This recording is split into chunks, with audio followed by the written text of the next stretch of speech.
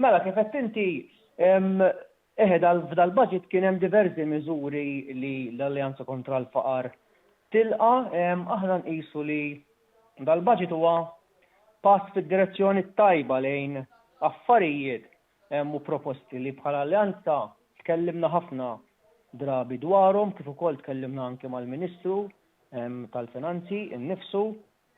Fost l-oħrajn qed insemmu l-aktar għal żewġ affarijiet għandek il-mekkaniżmu tal-kola, aħna ilna nitkellmu li hemm bżonn li l-Gvern jidentifika gruppi differenti vulnerabbli u jara li jkun hemm mekkaniżmu ġdid għax dawn iż-żieda fl-għoli tal-ħajja ma tolqothomx l-istess bħal ma tolqot lil min għandu paga aktar għax jekk jiena naqla euro ħanon fuq nofsa fuq l-ikel min jaqla 10 euro mhux jonfoq nofshom fuq l-ikel ġiet tolqot l-ar lil dawn il-gruppi ġifieri minn hemmhekk huwa pass tajjeb ħafna.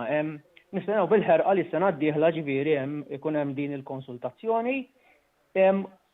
Pass tajjeb ukoll kien fil-paga minima li se jkun hemm diskussjoni biex din tola fi żmien li ġej. Xi ħaġa li laqtitna wkoll hija li kien hemm enfasi fuq il-kwalità tal-ħajja, din xi ħaġa li jiena nitkellmu fuqha dwar id-diċenza tal-ħajja u ovvjament il-kola u il-paga minima issa aħna l-Alleanza nitkellmu fuq il-living income li hija xi ħaġa oħra, però pass lejn id-direzzjoni tajba kif diġà għadlek. Dejn kwalità tal-ħajja u mbagħad hemm ukoll miżuri oħrajn li rajnihom huma tajbin.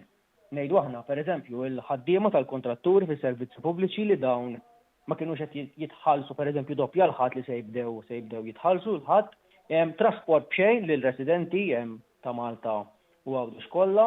Dawn naħseb li huma miżuri li juru li l-Gvern qed iħares qed ikun speċifiku, jiġifieri tħares lejn gruppi differenti jkun speċifiku. Aħna nemmnu li biex tiġġieled il-faqar u tgħin nies vulnerabbli li tkun speċifiku, mhux tħares lejn foqra bħala xi grupp kbir u ejja ħanatu il-flus lil dan il-grupp kbir.